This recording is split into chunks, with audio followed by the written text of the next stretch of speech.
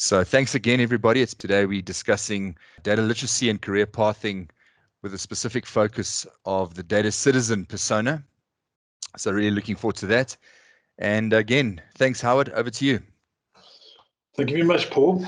Yeah, today is going to be, I'm trying to keep it quite practical today. And so I've got quite a bit of Power BI and different things like that. So would be interested in your feedback. And one of the things I've sort of discovered and I'm quite happy about is that up until now, whenever I've seen data literacy, whenever I do any of the assessments, it really focuses on the statistical side of it, which is great. And today will be quite a few statistical interactions and understanding. Sorry, I've missed out one of my slide deck. I'm just going to restart that. Apologies for that. So what I have found was that there's this combination of having to have a wider range of data literacy. So it's data literacy, yes, for the data citizens. Last week we did a data literacy for the EIM managers when they had to look at the data management professionals that they would be managing. And this week we'll move more onto the statistical side. So when we are preparing our data literacy program, we need to take into consideration that it's going to deal with a whole range of different elements, starting from data citizens all the way up to our data management professionals. So, I'll show you some of the papers or things that I've found from an area called the Global Data Literacy Forum, in terms of how they're doing it, and I find that quite well aligned to what we're doing. So I'll take you through some of that as well. So today we will be focusing on the statistical literacy of our data literacy program, and pretty much trying to address and get the understanding right with our data citizens, those that are putting together BI reports, that are analyzing data in Excel, and even what I'm finding with some of our data management professionals is that whilst they've spent a lot of time in reference data and master data and metadata and data governance, their complete understanding of statistical analysis is not always where it should be. So that's the area I want to focus on today and just give you some practical understanding, not very deep, but just some understanding of what's important. So this is what I like to deal with in terms of statistical literacy. And the first one is just our knowledge about statistics. So I know we've all heard about probabilities and stats, and it's becoming more and more, but for those of us that weren't really part of the last 10, 15 years of university, even 10 years where stats has become a major part of it, we sometimes find ourselves behind the curve and in understanding of what's important. And then when you open up the stats book, it becomes quite scary in a way.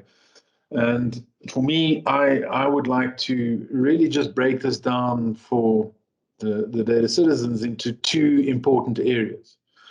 The measures of central, or the central tendencies, or how do we measure the center of the data that we've been looking at, and then how do we measure the dispersion. So I'm sure you all know the basic understanding of center could be things like average, mean, mode, those type of things. Where are we within that, and then how do we disperse from that center? So for those that are doing things like data management maturity across the different departments, we would start to get an understanding of, well, what is the center, and then how wide is the range of maturity from that center. Okay, and then we look at some of the technologies for statistics. How can you quickly apply some of these things? What are the right graphing techniques to make use of when communicating some of these statistical methods and data that you pull together? And then, so that's basically our fundamentals. And then on the other side, it's giving you guys almost a playbook for how to handle statistical problem solving. So how do we start with formulating the question? We need some level of critical thinking there. Then how do we collect the data and how do we analyze the data? And of course, the last one is interpreting the results, but these are some important elements of statistics. And self-service analytics, Excel, working with the data in Excel, so you're collecting all the information, but then how do we understand what it means to us and how do we present it back to management or people that are interested in all this data collection that we've done? Okay, Paul, I'm sure you are picking up on questions and anything. If there's anybody who would like to just slow it down and ask some questions, guys, I really appreciate it. If you're happy to stop and go a little bit easier or slower, that's fine.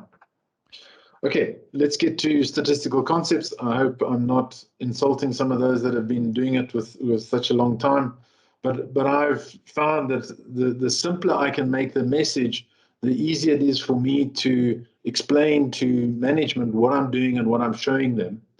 So again, we come to these two core concepts. How do I measure the center of all the data that I've collected? And then how do I measure the spread and what is it saying to me? So you may be thinking, oh, shucks, if I've got a big spread, it's a problem. And in some cases, yes, it is a problem, but in other cases, it's actually quite helpful. So if you're building a team and you want a set of diverse skills, then in a way, you're looking for spread. You're looking for wider dispersion and not that everyone thinks the same. And that's what today's businesses are all about, is saying, well, how do I get a diversity within my board, within the team, so that we can get better? And there's strength in that diversity. So there's the frequency, and then I like this term called the balancing point. So if I was to find the balance of these extremes, my min and max, where is the balance? On average, where are we sitting? And average has got some tricks, differences behind it. Okay, and then we've got deviation and variance, and then range as well that I'd like to share with you. Okay, so let's look at these measures of central tendency. And the most important thing to start off with is an understanding of the frequency of the data. So am I looking at data that has a symmetrical distribution or data that has a skewed distribution? Everyone comfortable with that? Anyone uncomfortable with these distributions? Okay, seems like we're all comfortable, or we're just a little bit scared of asking the question. So we also then get an average, and it's really important to understand that an average is just adding the quantities and dividing it by the count. So, and I'm sure you guys that have done any BI or dimensional modeling, when you look at semi-additive measures and you try to do an average or a sum and then you get a disaster, you quickly learn that there are problems in doing that.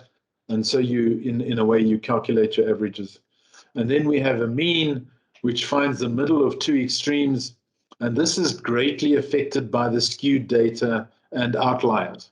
Okay, so if you're picking up a skewed data and you're saying, oh, let's make use of an average or let's make use of a mean, you can get some really different answers.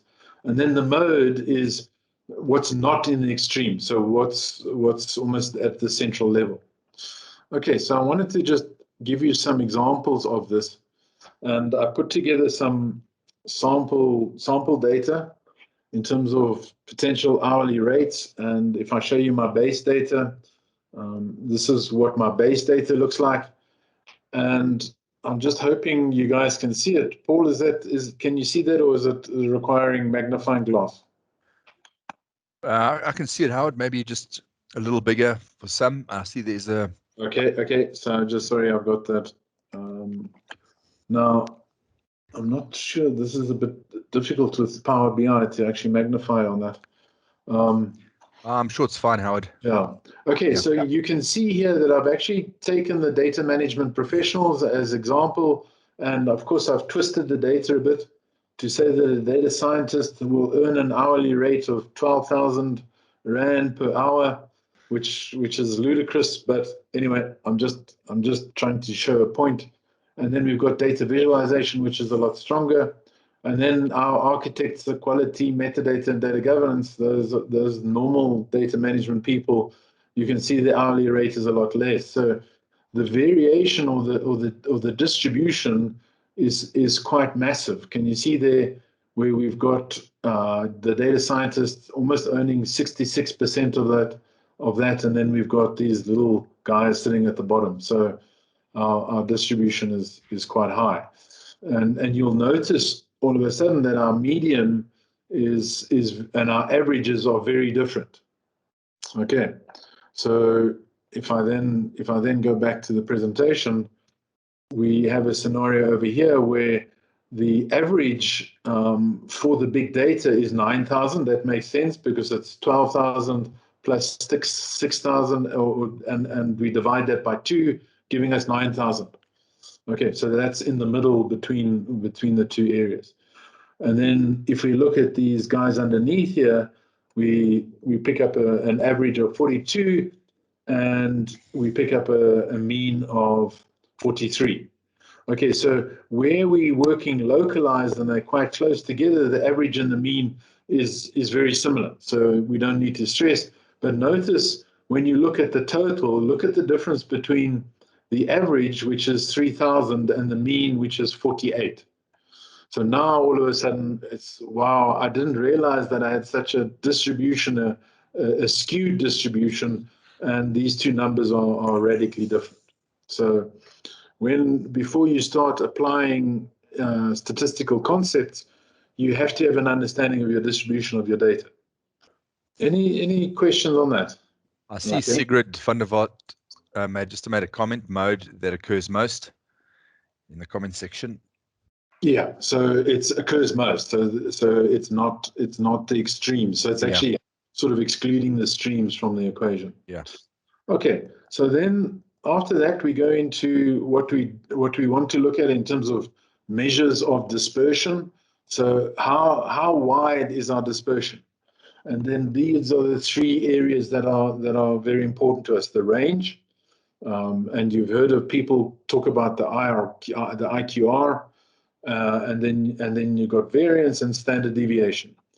And of course, I'm sure you guys have heard of normal distribution or the bell curve, and how people apply the bell and shift results or marks to make sure that either everybody passes or that the pass rate is not too high, then they'll shift it the other way around. So these are the important areas. And then what we'll see is if we have a low standard deviation, it indicates that the values are close to the mean. So we're saying there that we almost have a distribution that's really good compared to a high standard deviation where the values are far from the mean. Then we have skewed data. Okay, so from a simplistic point of view, here we see our range, and that's all the way from the min and to the max. And then we have what we call the interquartile range, is where we understand the median, and then we've got the quarter 1 and quarter 2 ranges. Okay, so then we understand where those groups are, and that's helpful from a standard deviation point of view. And now we pick up standard deviation, which is what they refer to. There's the normal distribution, and we then plot the deviation off the mean. So each band is one standard deviation. So there's a standard, and then there's a negative deviation, and we keep going to get the normal distribution on that curve. Okay. Okay, so that's where we have those two concepts. What's in the center, and what does our distribution look like? Now, we must always choose when we're putting this visualization together, we'd say, well, what graphing techniques help us display our message? Okay, and I just put some really simple ones here together. There's the pie chart. And I'm sure if any of you guys have operated with analysis for quite some time, pie charts can get you into all sorts of trouble. And a lot of times people just say, if you don't show a pie chart, if you avoid the pie charts, that's a good idea and a good reason. And then we have a histogram, which is simple visualization. It's quick. And then we have the box plot. Now, the problem with the box plot is that not everybody understands the box plot. So you actually need to explain to people what that box plot is saying and how do they interpret it. So this is a small indication of the box plot. So notice we've got the complete range from the bottom whisker to the top, the min to the max. We've then got the medium sitting there, and then we've got the interquartile ranges. So if you guys were part of the meeting last week, you can actually see that I had almost 3 organizations that I used. One was an insurance organization that we're working with, and you'll notice here within the 11 people that we had almost 0. Everyone was sitting on the mean across those areas. And then when we took Modelware as an organization and we split it up, we saw a lot more distribution around these different thinking areas. Now, this was abstract, random, sequential. So any of those that have done the thinking style assessment, you'll get you understand what we're referring to, and notice the big distribution. Now, in this case, I actually think that that's a valuable scenario. That's a valuable distribution. Even though it's small, there's a valuable distribution that not everybody's thinking in the same way and not everybody's strong in the one area. And Paul Bolton and I constantly, and Paul Grobler, I'm not sure if he's on the meeting, but we constantly joke about, in some cases, about how random we are. And I don't want to be negative there. It's really what we are saying is that when you acquire data or when you analyze things, you don't have to acquire it in a step-by-step fashion. Do 1, do 2, do 3, do 4. And I certainly know, for example, with Paul, is he hardly ever follows step 1, step 2, step 3. And he'll jump around and complete the task in different sequences.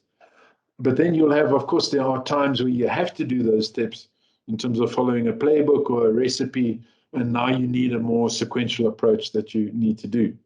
And then random can get quite challenging in those areas. But then what we are seeing from the rest of the community is we're seeing very little distribution. We are seeing, for example, here where we see concrete sequential, it's quite a bit lower than the others. And then we see abstract sequential as quite a bit higher, which is interesting. So we're looking at the difference between abstract and concrete, whereas between the random guys, the abstract random guys, there's not much difference on that side. So when we start analyzing our community, we are saying that in general, there's lots of similarity across all the different people that we've reviewed, which is a helpful thing from a number of data points, and is our data point collection working?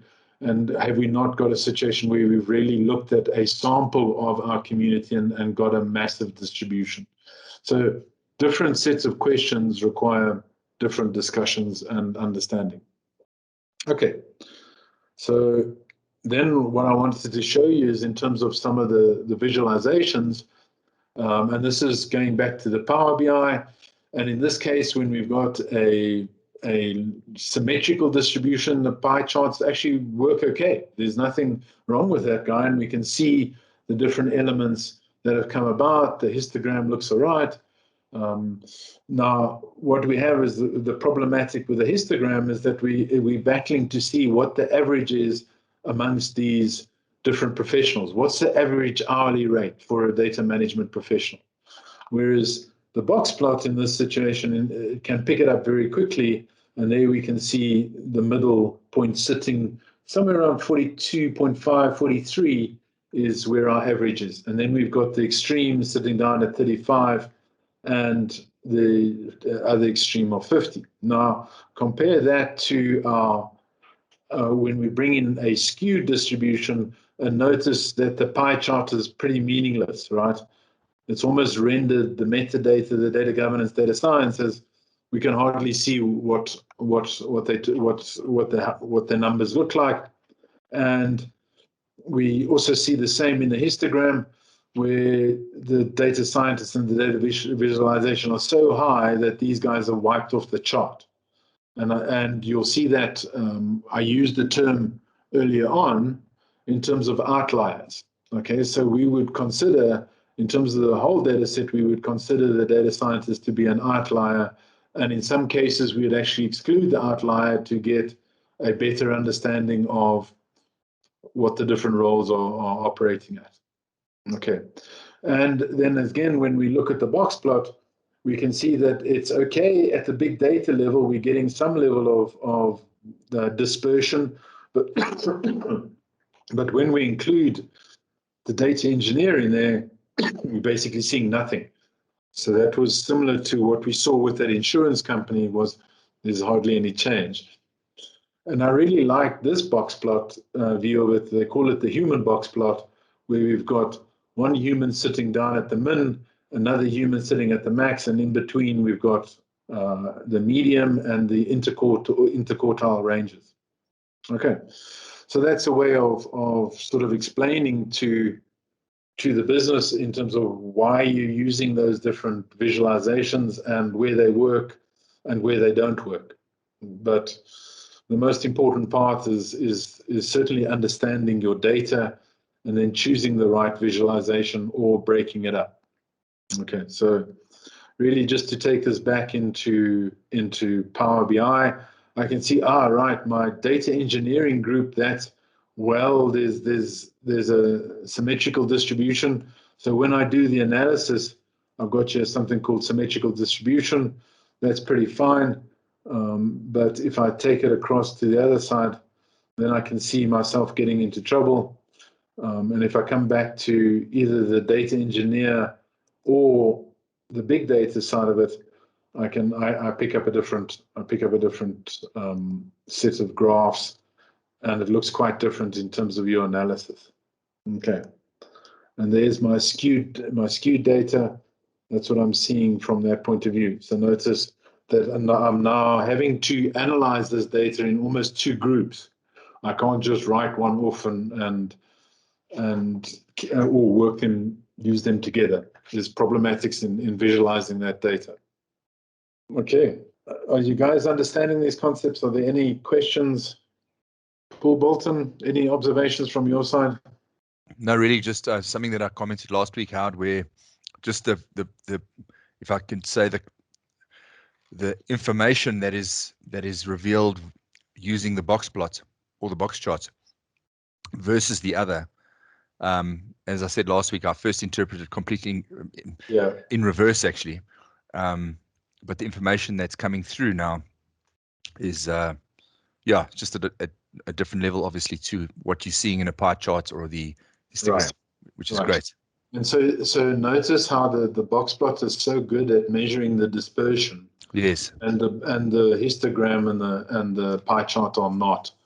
And then to answer Jess's question, network analysis, Jess, that's the way I've used it is on sort of using knowledge graphs and graph databases. And what that shows you is almost the clustering or the grouping, and then the distance between the nodes. And that tells you the strength of the relationship or correlation. Jess, is that the network analysis you were referring to? Okay, yes. Great. All right. So guys, just be careful of when you're presenting the graph and when you come up, is the first thing you got to do is understand what sort of distribution of your data, and that's giving you an understanding of and I actually showed that there's a simple level. I'm sure you guys have seen that in Excel, where you can, within a pivot table, you can actually say, show me the percentage.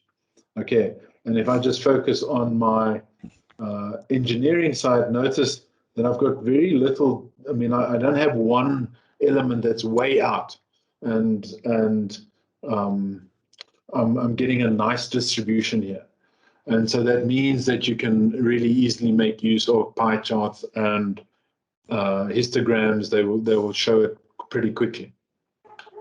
Okay, so then if we go back to the sort of technologies, so we've always using Excel has lots of add-ins, so you can certainly get the box plot within Excel and Google Sheets or Apple. That's not hard. We've all been working with that for quite some time. And then when we get into the self-service analytics, we're now getting Power BI and ClickView, and I showed you an example of Power BI. And then you get on the other extreme where you're getting R and Python, and Jupyter notebooks, where there's lots of programmatic statistical calculations and statistical packages that help you go a lot further, and you get quants and all that type of stuff that you're picking up there. So we're starting off relatively simplistic with an Excel point of view, and I must be careful in saying that about Excel, because the add-ins and that you got all sorts of quantitative add-ins to Excel, so it can really go from almost basic simple areas right to the top, and we can add on to Excel. All right, so the next area that I wanted to really just take you guys through is what are the steps that one should follow in terms of you've been asked to analyze data, been to be able to collect data. How would you go about performing this process? And it's everything from surveys. I don't know how many of you guys have been involved in a survey. One of the things I learned, certainly in the last year or two, about building data models and that on survey analysis, is that if you don't think properly about your survey, and you don't put the upfront understanding, is that you typically have not a good set of questions that allow you to understand the different spread and dispersion of the people that you're surveying and where the boundaries lie, and you get yourself into all sorts of trouble if you don't start off in the right fashion. So this is, I just wanted to take you through those steps that we had, that were showed earlier on. And the very first step that we go about is formulating the question. So even before you start collecting the data. So if you're going to build a survey, let's understand how to define the question that we want to answer. So we have statistical concepts, and must be discussed in the context of the questions. Okay, so what is the question that we are trying to answer, and what would the appropriate statistical concepts be to answer those questions? So I want to give you some examples of what I showed last week. We showed EIM managers in terms of building a team. How would you go? What would the type of questions be for an EIM manager? And this is certainly something I've done, and we've done it when we go out for interviews, when we're looking to bring data management professionals into the organization. We would ask the questions of, what does a typical data modeler look like? Now, I don't know how many of you guys have done data modeling interviews in the last year or two. The first challenge that you get is that people think it's statistical data modeling. That's the first one. And the second one is that most of them are talking about Power BI or UDM, dimensional modeling. And so you pick up this range of people that are doing the statistical data modeling to those that have just done a lot of Power BI or dimensional modeling. And in between, you don't find a lot of data modelers that have specialized in the idea of building a relational data model for an application, a dimensional modeling for a BI, or relational modeling for business rules and enterprise data warehouse.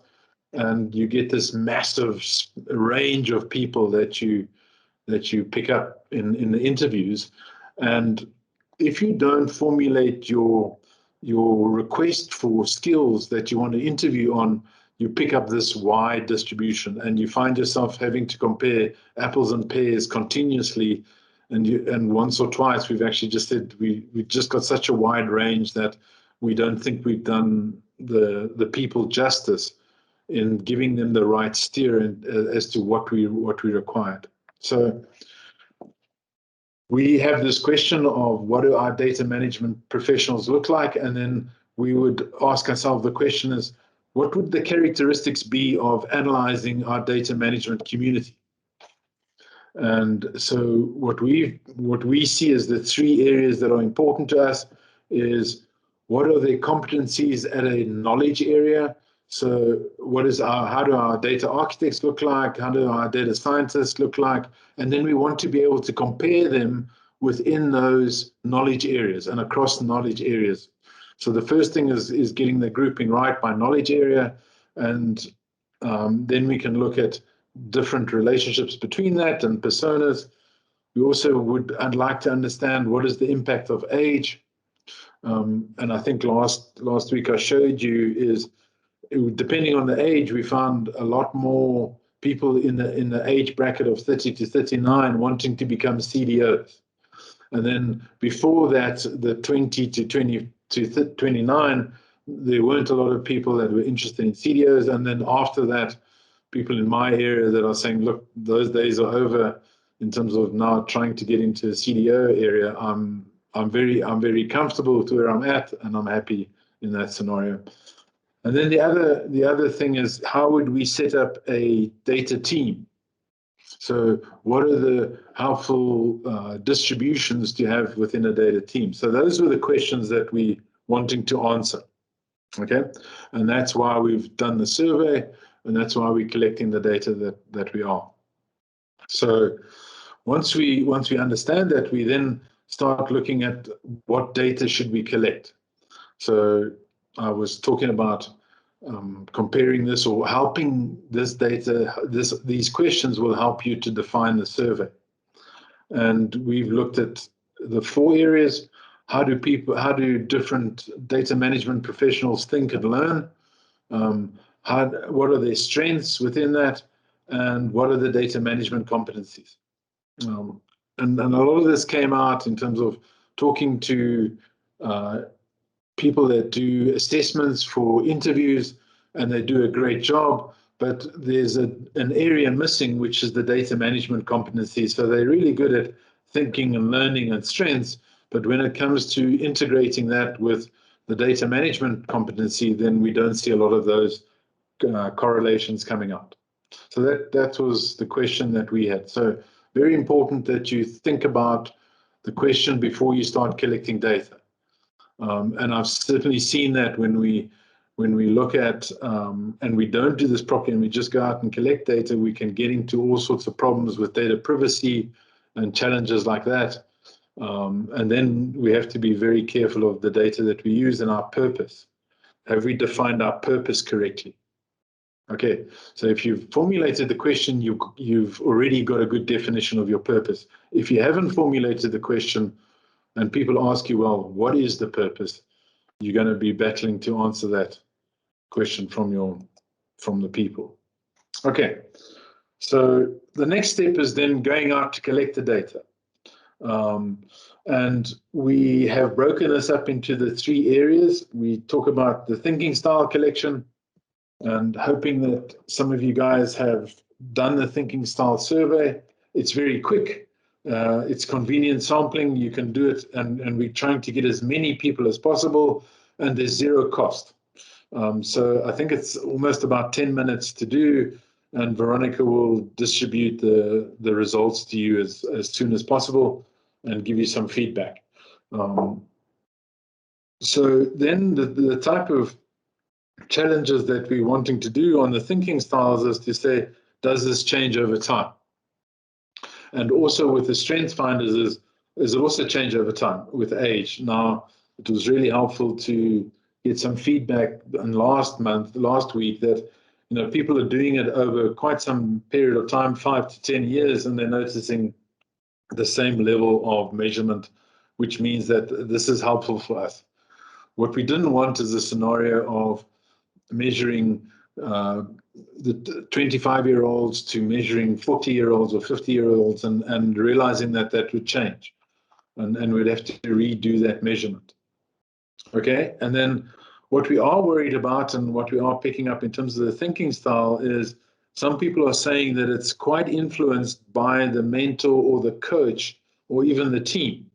So we had a comment from one company that had 3 people on, and the one manager said he noticed a lot of similarity between himself and one of his employees, and he said that's because he's learned everything I've taught him.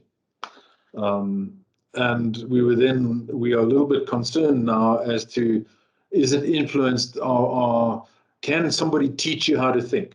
And would your answers be different depending on the mentor that you had?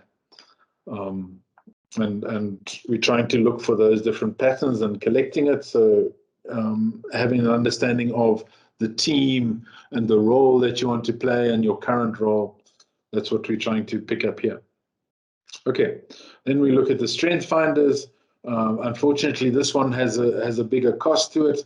So whilst you can get the top 5, you don't get the top 32. That helps us understand a wider distribution and importance of these different areas.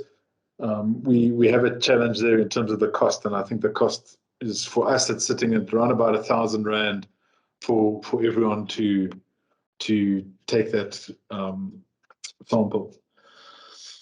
Connie, so I see you've got a question here. Is there also something about hiring people that look like you? Yeah, I do like that. And I think we gave a little bit of an inkling to this last week, where we were working with an insurance company, and they were given the task to find strategic thinkers.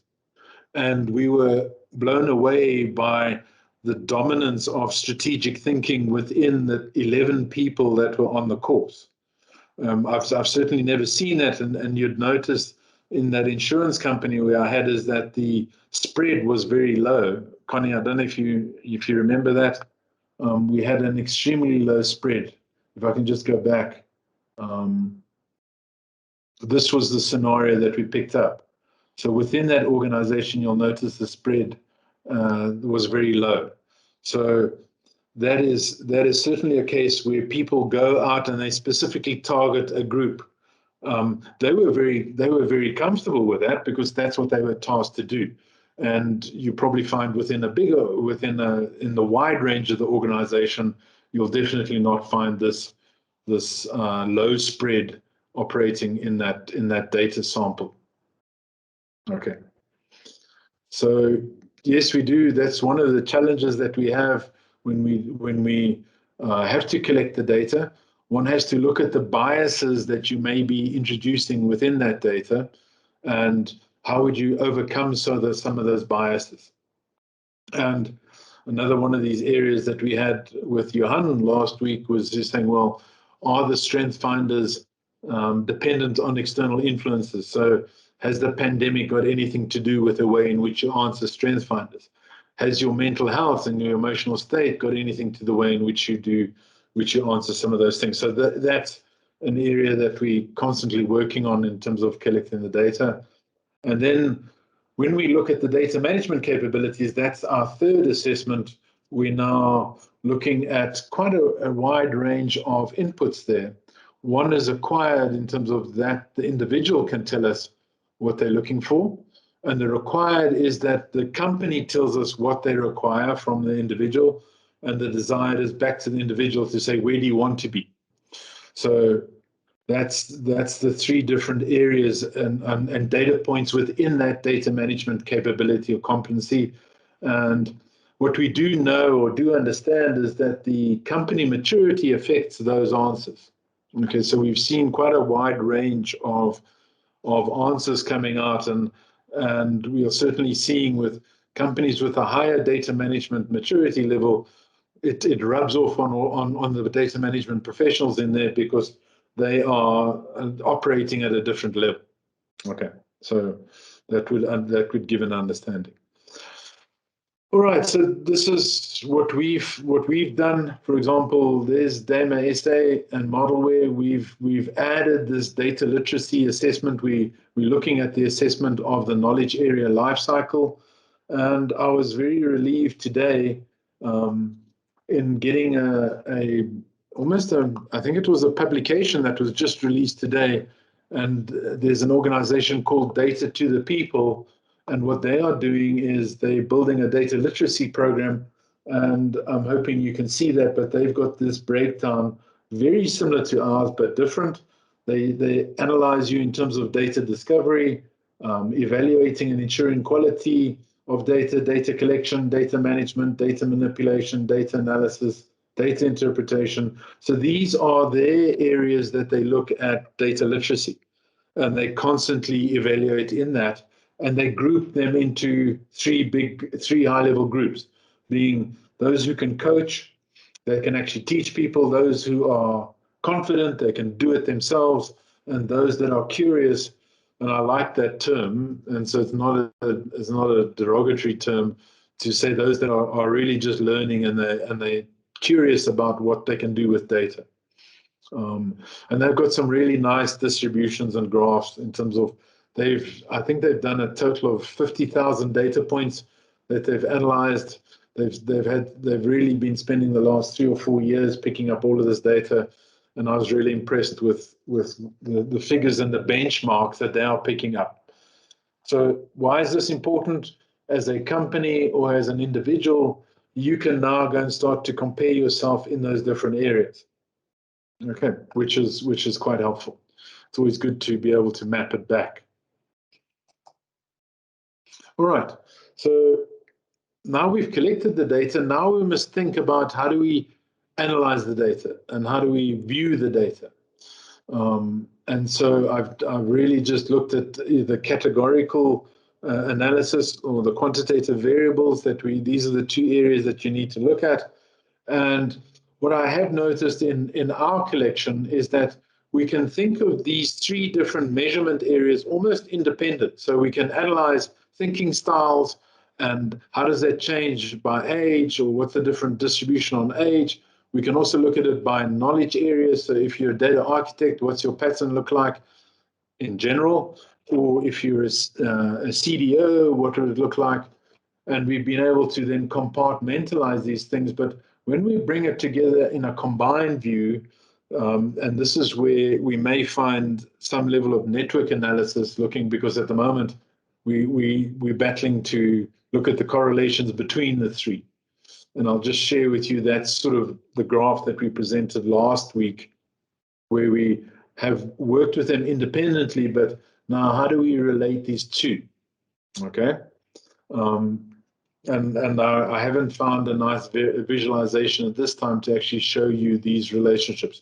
I can click on individual people and companies and show you the relationships. So, for example, I can go to a CDO and I can show you the connections, but there's nothing relating the two like a box plot across all of them. Okay, so I don't have that sorted out at this point in time. And then we go to the next step, which is how do we interpret it? So what patterns am I finding at a thinking style level? What patterns at a strength finders, data management capabilities, and then association? So I know I shared this with you last week. So what have we been observed? What are the patterns that we found? And we found correlations just by looking at the data. We found that the relationship, the strong relationship between abstract random and EIM manager. So that was quite amazing, where we found quite a few. When we look at EIM managers, we're finding that they, in general, higher on the thinking style of abstract random. And we're finding a similar thing between sequentials and executing. And this is the correlation between thinking style and strength finders. And we are then looking at the three. When we look at the three, and this is only because I've been looking at the data. It's not because I found a visualization that shows me. So I've had to go beyond the visualization and saying, I'm seeing a pattern between random, strategic, and CDO. Okay, so this is part of the journey that we're on, and I'm still trying to find the right visualization. All right, now how do we measure the literacy? And this is sort of some of the areas that I really like in what's been presented. So if we bring people in and we ask them to take us through a statistical process, we can then look at how do they formulate the question, how do they collect data, how do they analyze the data, and how do they interpret the data. Yes, Jess, you're right. And that's certainly what I'm finding is when you start out with it, having those right visualizations, and until you start seeing some patterns, you're battling to bring all this stuff together, and constantly paying attention to that is important. And that's where we feel sorry. I feel sorry for the data scientists. Is, you remember where I said there's that average of, they spend 60 to 70% of the time wrangling the data and munging the data, and only 20-30% of the time analyzing the data. And then you start to realize that, wow, guys, if we're spending so much time, we're really not getting the insights that we need. But I'm jumping off the task here of doing these assessments. So one of the simple things of understanding how good people are at doing a statistical analysis, and I promise you, I've used this in things like doing a data maturity assessment. I've used it in jobs and roles. I've used it within a data strategy to look at the distribution of the SWOTs. So when I collect SWOTs and an action plan on how to fix the SWOTs, I've used k-means segmentation quite a lot to group them so that I can deal with this complexity of size. And that helps me bring it down. So as data management professionals, I would strongly suggest that you learn how to do these things and you become comfortable. And this was quite an interesting mapping that I found in terms of saying, those that are starting out, you'll typically not be asking any complex questions. You'll be asked a question by your manager and you'll go and collect the data. So if someone asks you the question, you will almost do a census of the domain. You'll collect the data that you need. You'll apply the distribution in the context of your question, and you're not going to look beyond the data. Whereas on the other extreme, right on the far side, which is going global, which is sort of what we're doing for the data management community, is to be able to say, okay, I've noticed this pattern within a company, and I picked it up with one of my customers when I was asked to interview data modelers, and I'm just getting quite frustrated in terms of the fact that we really didn't do the people any favors when we sent out the interview or the job specification, and we then got such a wide variety that the procurement people said after, there's such a big range here that we don't think that this has been a good interviewing process. So a little bit embarrassing on my side, and I've realized the importance of being a lot to apply the statistical process a lot more. So we see starting out people that are starting out, then we see people that can focus locally, where you get your question from your manager, but then you can start asking questions as, why is my data modeling dispersion so big? If you remember that, I think Paul asked me the question last time, was to say, oh, does that mean we're stronger on data modeling because my dispersion is so big? And the answer is, well, no. The problem you've got is that you've got a wide range of skills, and we need to bring it together, and we need to do a lot better job in our data modeling training. Okay, so you can start asking yourself the questions. Now I can start comparing data modelers with data architects, with data governance, with metadata, and I can start looking within my domain. And the nice thing I really liked about this is that we start seeing the value that the data is providing us, and the data is leading us. It's leading us to more questions. And that's where I'm sure you've seen some of the slides about how do we get to data driven. Well, we start off at data disabled, then we go to data enabled, then we go to data led. We're seeing the data can lead us, and then we go to data driven, where the data is leading us. And that was the importance. And then when you get to going global, you can now start making the generalization to say, okay, if I need to be a CDO, who am I going to go and find? Which sort of person can I target? And then and that's where the generalizations have come in. I think we have to be careful with that, but it's an important observation to make. And we can start experimenting with the designs. We can use the distributions in terms of global, and we can look beyond the data for the generalization. All right. So this is a helpful way in terms of breaking people up. And I'm hoping that you can see that as people are progressing along this maturity assessment, the questions that they ask and the insights they are getting are a lot better than just getting a spreadsheet and answering the data to say, on average, we have a 22 working days per month. Fantastic. And what does that mean? And how does that help us? So I'm hoping that you can see the value of this type of growth if you can constantly be lifting these statistical analysis skills up. The questions are going to get deeper, the questions are going to get wider, and your ability to apply that data is hopefully getting a lot better. So this is just an American distribution or different levels of handling statistical processes and that. And you may have heard me talk about something called the GSBPM, which is the generic statistical business process modeling methods. And that's Eurostat has published that. And I promise you, if you have to do surveys and depend on surveys, really look at that process and institute the process. You'll find it a tremendous help to you, especially if you're involved in a statistical department and how do you set up a statistical practice. Guys, that's sort of what I wanted to go through. I hope that's been helpful to you. If there are any questions, anything you'd like to ask about understanding these statistical concepts and applying them, please feel free to ask a question. I was just going to say all good on my side, but thank you. It's been very insightful. Yeah. I hope that it just helps set the context. I must admit, I did do statistics in university, but I didn't see much value of it, and only in the last 4 or 5 years where I'm having to convey messages to people, this analytics and statistical concepts has become critical. Yeah, Howard, I think just something that stands out for me is that question. What are the questions? What is the right question to ask? And have you framed those? Yeah. That builds the context of your observation or your study. Yeah.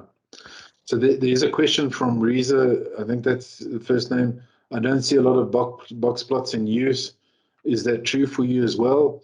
Yeah, I have to share that with you. And only in the last six or 7 months, when I started to work with a data strategy and having to segment, and then when I deal with the problem of size, and I can't just see it simply in a histogram, then I'm having to find quicker and more powerful techniques of explaining what the distribution is of the data that I've collected. Reza, I'm not sure if that answers your question.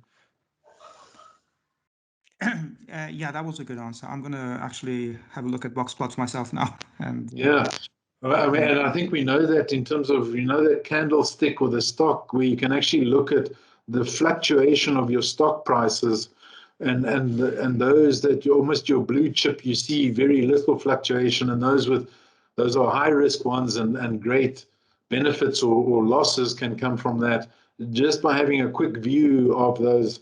And I'm sure we were talking about Elon Musk and his Bitcoin comments, and how that box plot must be massive. but it's a very powerful way of presenting your data.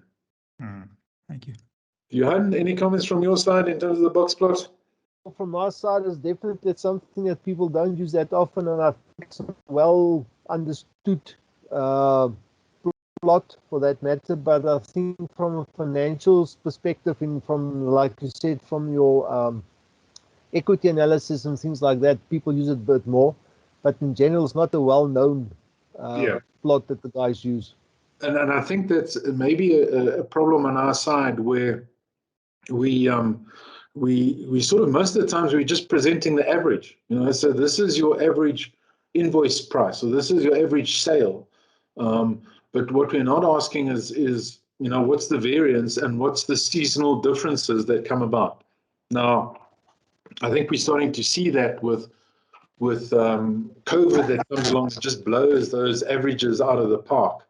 We're now having to look at looking the distribution or the spread of data that we've got and the quality of the data. So how do we argue with the data when we can't really see the distribution and the variance? That's the question that I always ask myself, is how can I really have a meaningful discussion around the visualization you've presented if I can't see these different areas? Well, I would actually take from our side comment on that is that I think it all depends on your audience. And many a time I think typical visualization would be for showing averages, monthly accruals and things like that. So from that perspective, it all depends on the audience you have to present to. Yeah, yeah. So I liked what Esty had to say. Is that, and you've reminded me this a few times, Esty, is an average without a standard deviation doesn't mean much, and operative on meaning and things like that. So if your standard deviation is high, throw away that average. Yeah, that's good. Have you tried principal component analysis to look at correlation of your data set? No, I haven't. I would like to apply that. I have used what I have used is this clustering and the k-means, Connie, where I've had to break my data strategy up into 3 areas. I think I've shared that with you before. I look at my urgent data strategies to fix my data quality issues, my people data strategy, and my target data strategy. And so I've had to group my SWOTs into those areas.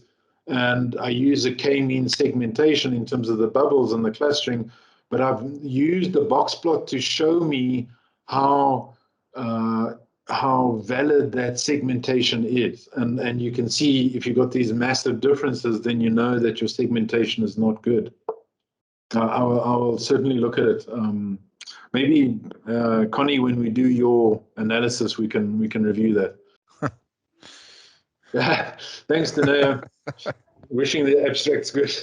That's very helpful. Excellent.